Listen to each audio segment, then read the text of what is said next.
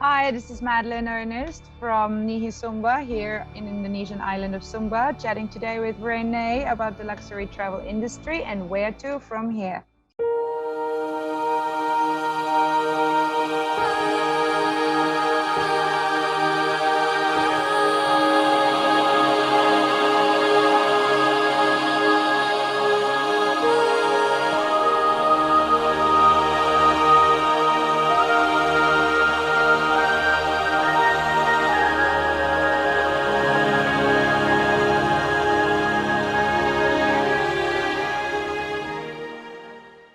Thank you for taking the time to speak with me. And I do have to ask you, I read that David Beckham has stayed there. He comes up in a lot of podcasts. He stays at a lot of really, really high-end properties. And he's been to you, right?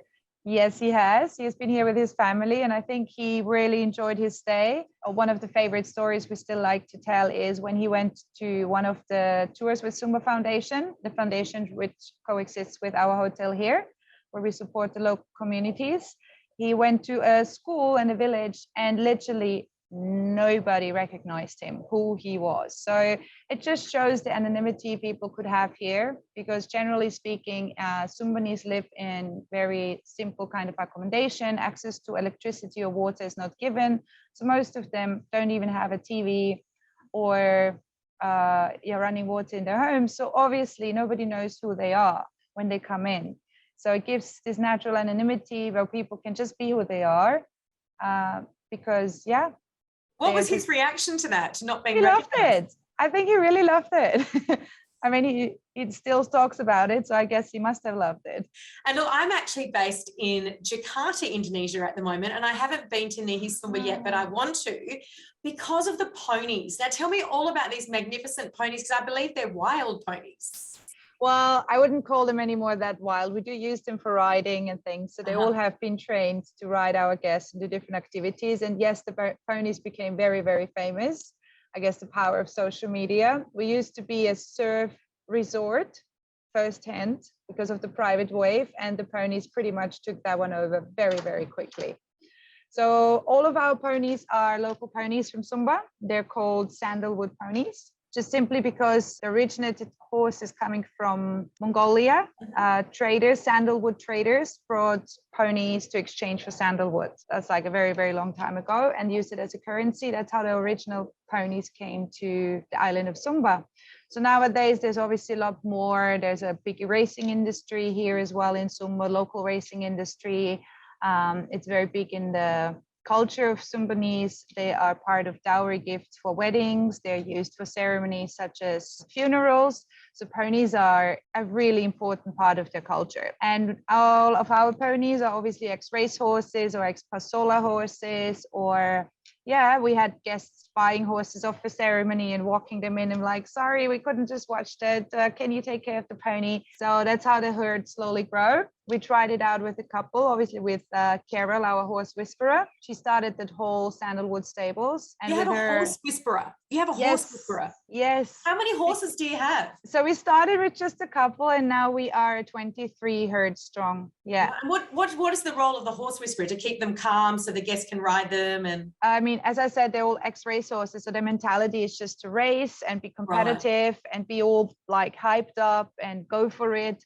And all what we need here is to be calm, don't get scared. I have different kind of riders with different kinds of abilities. Good riders, intermediate riders, beginners, never ridden a horse or touched a horse before. So the idea with Carol and the horse whisperer when she started was really to see how can we introduce horses or reintroduce to them a calm environment and a calm personality. So that was what she did for the first couple of years with our stable team. And now the local groomers and our local stable team are very, very good at it to continue this kind of work with the horses and having all kinds of activities like the swimming activities, kids pony club, kids riding. So seeing that those ponies are now able to actually do all these wonderful activities without being stressed and without having to run and in the heat and do all of that. They just have a good life. Well, I was going to say, one of the wonderful things about Indonesia is the cost of staff is very low. So I would imagine you have plenty of stable hands, plenty of people looking after them, and they're probably the most pampered horses in the world, potentially.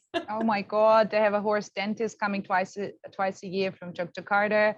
They They're having a horse chiropractor coming twice a year. He's from Australia. They have hoof care specialists coming in. And obviously we have 11 people in our stable team who take care of them full time. And they spend most of their days outside, grazing on the hills, running on the beach. Obviously, the very iconic Nihi shot is the running on the beach. Yes. And they do that pretty freely. They know exactly where's home, where's the lunch and the dinner boxes. This sounds like a wellness resort for horses. It basically is, don't mind the guest. It's literally a retreat for horse. Tell me, is Nihi Sumba, because as I said, I have not been, is this a wellness resort for people? Tell me about it. So Nihi has a lot to give. It's not just a wellness resort. As I mentioned before, we have the private wave. So first and foremost, it was original a surf retreat. Mm-hmm. People do come to surf a private wave, one of its kind. And then later it developed into much more when Chris Birch took over the resort, invested more money into it, and he made more outlets. He explored the spa. Nihi Okawa Spa has won a lot of wonderful awards because of its incredible location. Located on a cliff, private beaches as well. You get pampered with spas just to the sound of the waves. All the staff, of course, is trained in-house. And as I mentioned, we have won quite a lot of awards for this spa because of its location and serene kind of environment. You also have a lot of more activities. Not everybody is a surfer. So we offer, besides the horses and its amazing activities, there is so much more to explore. You have very pristine and untouched areas in Sumba. So there's waterfalls, there's stand-up paddleboarding down the river, there's fishing and spearfishing. Can I just ask, how big is Sumba? How many people live there? Is it a big island? So Sumba is, in relation to Bali, 2.5 times bigger than Bali. Wow. And it only has about 700, 800,000 inhabitants. Right. Bali has a couple of millions. So that makes it quite untouched and unpopulated. Yes. We are about an hour and a half away from the closest airport, which is Tambolaka. Mm-hmm. And you can see the closer you get to the airport, it's a bit more busy. And the more far away you get from the airport, there's just rolling hills, green lush mountains, jungle. You see kids walking around. You have no idea where those kids are walking to because you don't see any houses anywhere. That is, I think you really feel like you're going somewhere really away. And I think that's what a lot of guests, the feeling that they get, because when you're here from your villa, you literally overlook the 2.5 kilometer private beach, which is rolling hills, no buildings at night times. You don't see any lights. So there's nothing around. So you're in the middle of nowhere, but there's a lot to explore and to be done in-house. That's why we have so many staff, because we take care of everything. There is no end of what you want to do. Typically, where are most of your guests coming from? I mean, pre-pandemic, because things have changed so much, but are Europeans coming? Who's coming usually? So pre-pandemic, it was predominantly from the US. Right. US, Canada, Australia as well, and Europe was the strongest market. And then, of course, during the pandemic, we had to shift a lot of things around, and we became one of those bucket list items for Indonesians. So we had the last 2 years mostly business from Jakarta, which was also very, very interesting, was something a bit different. It was the first time probably for a lot of our staff that they were able to speak in their own language, Indonesian, to communicate. So there was no more lost in translation moments. But also now with Indonesian opening up again, we are receiving much more international guests coming back to here. And it's so lovely to see all of that coming back. I was just going to say that a lot of people globally don't realize that there's so many wealthy people in Jakarta. There's just so much money there, because I work obviously in the luxury industry and I'm based in Jakarta at this time. And I'm not surprised that they were coming to see you. Why do you think Bali and even Lombok and Flores, the other location, why are they so much, so well known globally? I think it's also because they're much more accessible. I mean, it's not that difficult to come to Sumba, but there are no direct flights from Jakarta. So you always would have to fly through Bali to connect onwards to Sumba. So do you recommend doing a package of stopping in Bali for a few days and then going to Sumba? I think it makes sense. If you, for most of the international arrivals, they do that. They step for a night or two in Bali, because the connections are not there. If you come in too late in the afternoon with your international flight, it would be very stressful or hectic, or you wouldn't make it at all. So most of our guests do stay for a night or two in Bali before traveling on. But also Bali has been a very well-traveled destination. So sometimes people are already a bit tired of Bali. They want to see something different. But yeah, it is possible to do from Jakarta on a one-way through.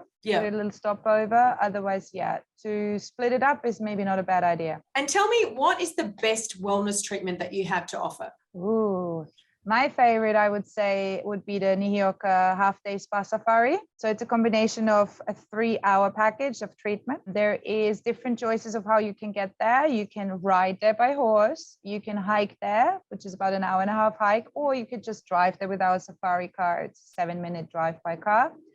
And then you can choose out of 10 different treatments. You can choose your favorites: hair spa, deep tissue massage, reflexology, body scrub. I mean, you choose whatever you like. It's a 3-hour treatment and you just get pampered. And afterwards, you just hang out, read a book. There is no Wi-Fi connection there. So you really have to disconnect from the world for a little bit. And nowadays, I think it's quite important because people are always trying to stay connected. Even here at Nihi, we have incredible great Wi-Fi. So I think it's nice when you go to the spa, you're a little bit disconnected. Oh, totally.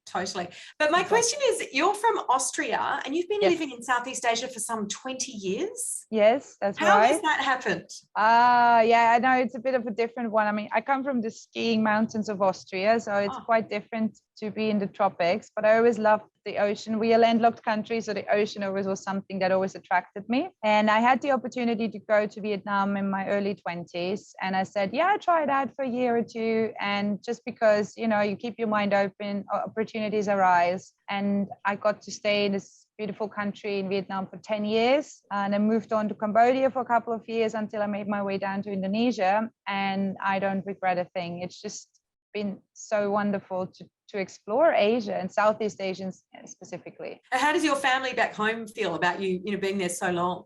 Oh, they're loving it. They have a great reason to come somewhere to places like this and visit me.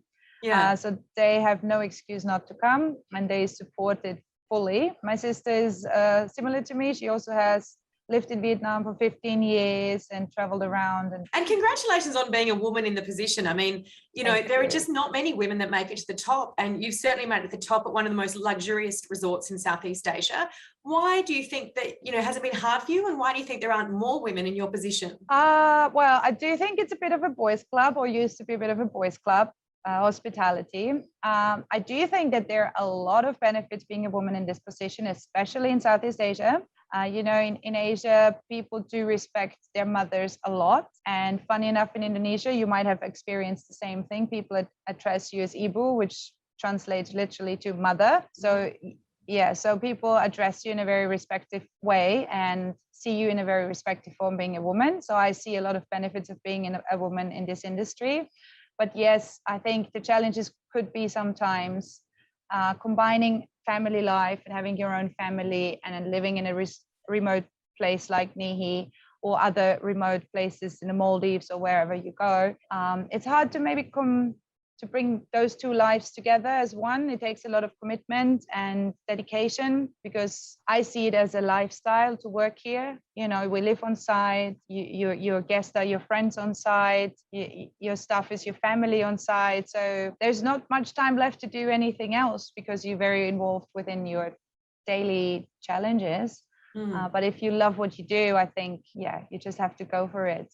I love what I do. And it's wonderful. And what is your own strategy for wellness and your own sort of mental and emotional health, given that you're so isolated as you describe? And well, that's the beauty in this particular place here at Nihi, is you have the beauty of the outdoors. I love horses, I love riding, I love the water sports. So there's always something you can do in your day off.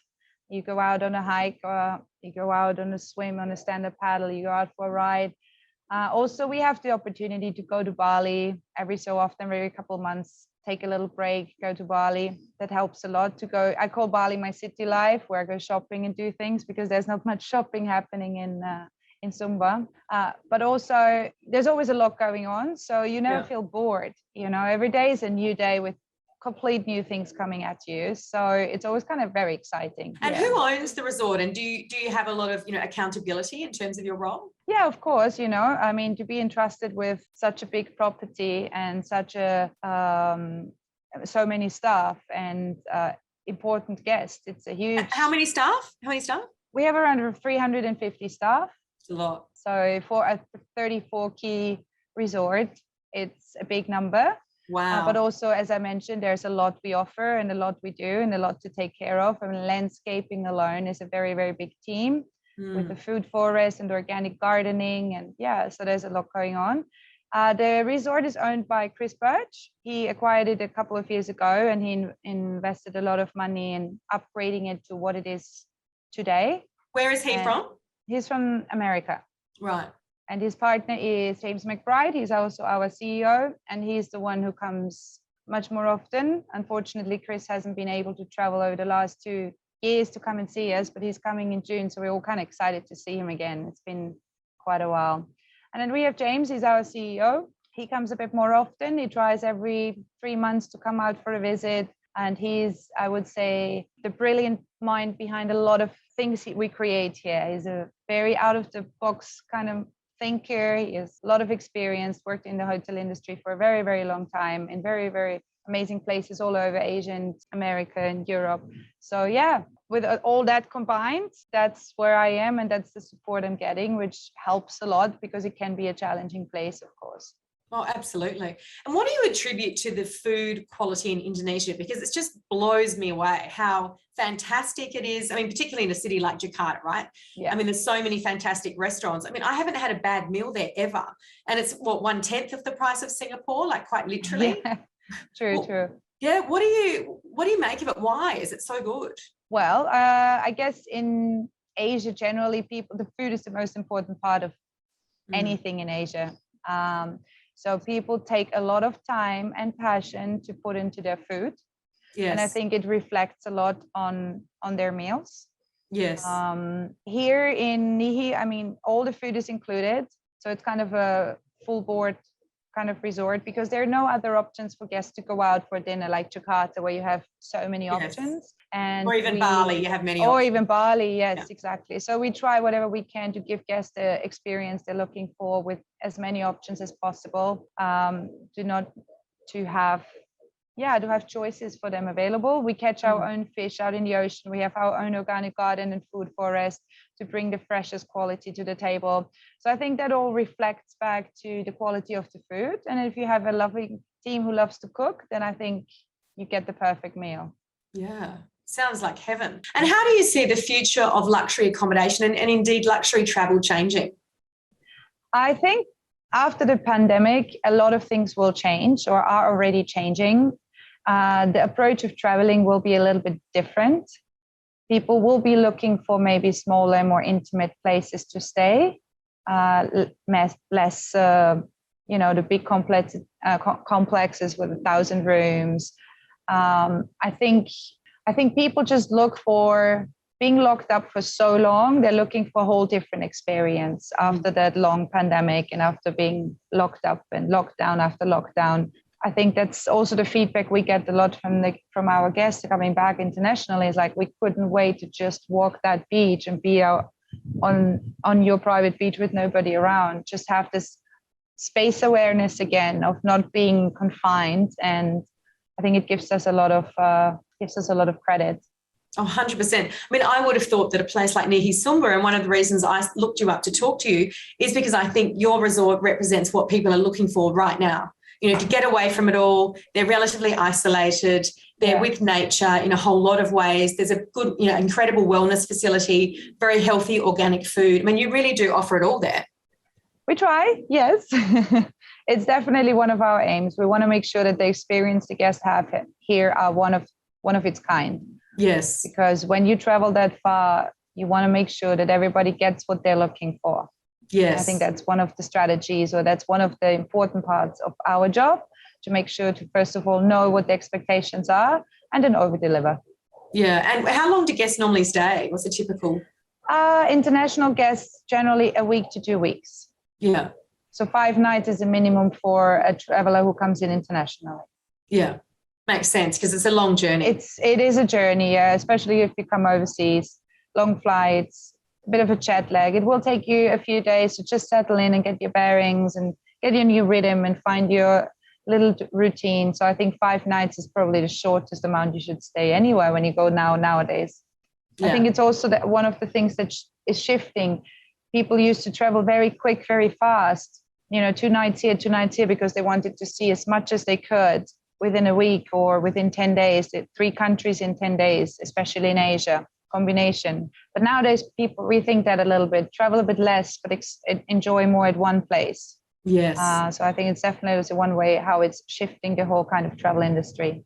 I totally agree. And Madlen, where do you like to travel normally? And do you like to travel in luxury or? I'm a bit of both. I love to see other places because you can always learn and you can always get inspiration from beautiful places and other luxurious hotels. But I also like a good adventure, a good camping trip, or a bit of a liveaboard dive trip. Just experience something new and different.